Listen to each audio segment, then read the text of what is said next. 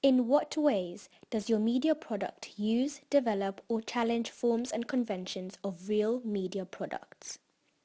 For my media studies coursework, I shall be focusing on the different ways my music video can develop or challenge forms and conventions of real media products. In this day and age, it doesn't seem to matter what the music video is showing, because if you're famous enough, then your audience would already be supporting you 100% without the need of an advanced music video. If you look at artists such as Drake in his music video, Hotline Bling, you'll see that the video is rather plain, but only Drake dancing in the middle of a square throughout the whole music video. The reason this song became one of Drake's hits is simply because of his unusual dance moves that got his audience going crazy and replicate his dance moves.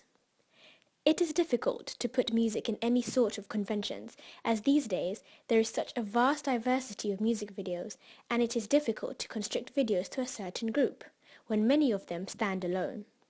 For example, if you look at artists such as Rihanna, who stand out with her dangerous persona in her music video, Pour It Up, which shows Rihanna wearing provocative clothing and dancing with extreme sex appeal.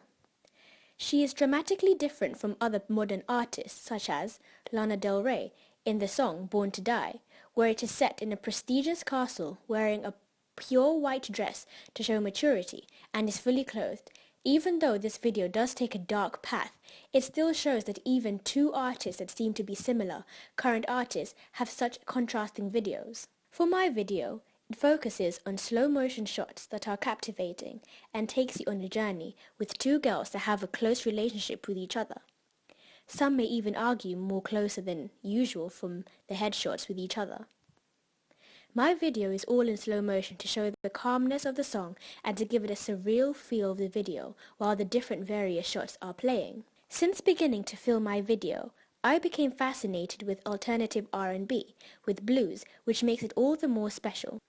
Artists such as Miguel, who have inspired artists to create music that has a calm and collected feel to it. My footage is continuously in slow motion and is shot with either long shots or close-up shots that don't have any lip syncing, which can be seen as conventional. If you see videos such as Firestone by Kygo, which shows a man desperately trying to find this woman, but throughout the whole video, there is no lip syncing whatsoever. To film my video, I chose random places such as car park or simple neighborhood to lit alleyways. The slow motion made the shots look strong and steady. I used the black and white effect to give it more of a professional look you would usually see. From everything I have understood and said about the conventions, I have gained a clear understanding of Andrew Goodwin's theory. For example, Goodwin points out that songs can also be seen as stories, and the artist is the storyteller, making the music video a communication device, with the target audience being the ones listening to the story. Music videos such as Black Magic by Little Mix, showing 4 high school girls that are stereotypical nerd that find magic in the library and end up becoming the most popular and hottest girls in the school. This makes music video tells a story that can relate to their target audience. Another aspect of Andrew Goodwin is the technical aspect of music video, where the video is the main aspect of the whole music video, as this is what holds the music video together through the use of different angles, movement, camera work, mise-en-scène, sound, editing, and special effects used. Use of color is very important, as certain colors portray different moods. For example, in California Girls by Katy Perry, there are bright colors throughout the video, such as bright pinks and baby blues, to encourage its audience to watch. However, darker colors, like in my music video, is a huge contrast and can show emotions such as pain and tortured love. Lip syncing, up until recently, has been a must-have in music videos. However, these days it is becoming less necessary to have. Many videos have been focusing less on the content of the video, but rather how weird the videos can be, such as Pillow Talk by Zayn Malik, which shows weird images of blood coming out his eyes or someone's face with spikes all over them. This has really no relevance to the song at all. These days, these type of videos are becoming a lot more popular and give artists the freedom to show whatever they want. Videos are becoming more creative, which in my opinion make it more interesting. For example, I Was Here by Beyoncé was made entirely on her performance at the United Nations World Humanitarian Day to be able to bring awareness for those people who are less fortunate and bring the world together to help these people in their different situations, which for me, in my opinion, is a selfless and beautiful thing she did, and it is more interesting to watch, instead of the normal everyday music video. My video does follow some conventions, like where each footage is cut to follow the exact beat of the song throughout the whole song. I feel like my video challenges the current conventions. However, it looks as though it is becoming more common not to have conventions and artists are less focused on fitting in. How effective is the combination of your main product and ancillary texts? The music of today is primarily online, either in the form of YouTube videos or SoundCloud. For this reason, I decided to create my own website as opposed to a poster.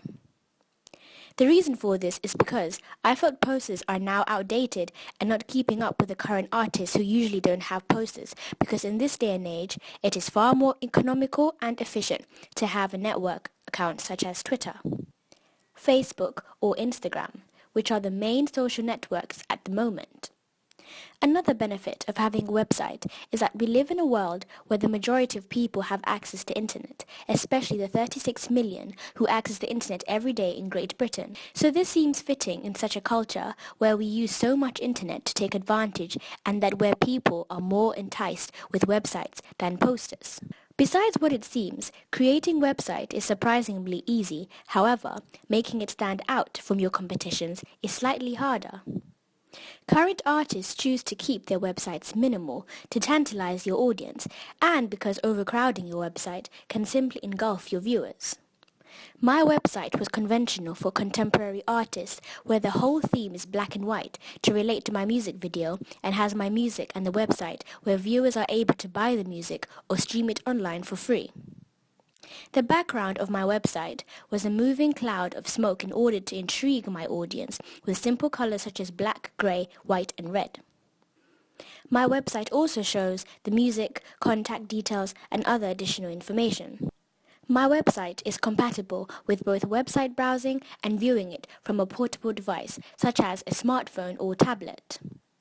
I thought this was important because these gadgets are what we use in our daily life, especially in the Western world. When doing research into artists' websites, it shows that having less makes more of an impact to their audience.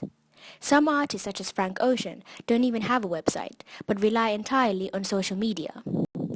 Frank Ocean uses Tumblr, a site used to post any sort of media according to your wishes. He uses this to communicate with his fan base and upload any pictures, music, quotes he likes. This gives a constant feel to his audience, which most websites may lack. As a teenager my age, I don't really purchase any CDs as there are so many other forms of listening to music. But when I do, I never really pay attention to the digipacks inside them. As I did my research into digipacks, I realized that it is important to any CD, even if it was just for fashion rather than significance. Digipacks that I found more captivating was the ones that were minimal, such as Jay-Z's Blueprints of just 3 red stripes across a grey cover, or 2 Chainz's album of simply 2 chains hanging on the cover of a black background. Through the creation of my digipack and website, I have attempted for them to replicate my music video. I have taken a modern and minimalistic approach of simply just an XO on the cover over a black background to show the album name. I decided to call the album XO because it symbolizes hugs and kisses. However, this is not the case, as it can also symbolize ecstasy and oxycontin, which are drugs. Hence the back cover of XO spelt in what it seems to be cocaine, even though I used flour.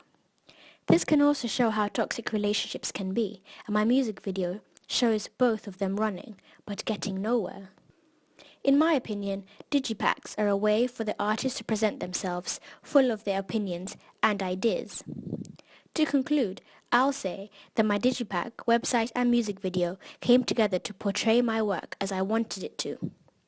I wanted to show a contemporary insight into the world of music videos. What have you learned from your audience feedback? I asked some people the first thing that came into their head when they thought of a music video. Emotional. Excitement. Love. emotion, style. Captivating to engage the audience and make them want to listen to the song more. I also asked people what they expect their artist to be doing in a music video. I expect the artists to be enjoying themselves and through their music be telling a story. Music videos which have like a narrative and have emotion. Lip syncing, dancing. And lastly, who is their favourite artist and why? Rihanna. Beyonce because she inspires young women. Drake because I liked his video, Hotline Bling. Bryson Tiller because I think he inspires people to be true to who they are. Kendrick Lamar because he reinvents himself after every single album. He has meaning behind his lyrics. Majority of the response I received were closely related to what my music video is showing. Despite various opinions, people usually have the same idea as to what they expect in a music video. How did you use media technologies in the construction and research planning and evaluation stages? I use Final Cut Pro to create my music video, and it is a very useful and easy software to use as it is user-friendly. I used InDesign to create my digipack, which I found quite difficult to use. I couldn't quite understand the concept of InDesign, and it wasn't as straightforward as I thought, even though the software is supposedly industry standard. The viewing format with all the lines and outlines is what confused me the most. I did, however, eventually understand how to use the software and be able to create my digipack, which I felt was adequate and made my personal requirements to how a digipack should look like. For the design of my digipack, I felt the theme has to be constant, so I made sure the colors were the same that go with the theme of the music video. To create my website, I used Wix.com, which is an online website which allows you to create and publish websites for free.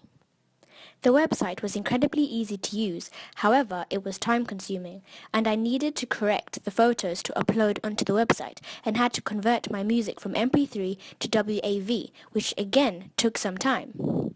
Even though I chose little content on my website, I had to make sure it was relevant to my music video.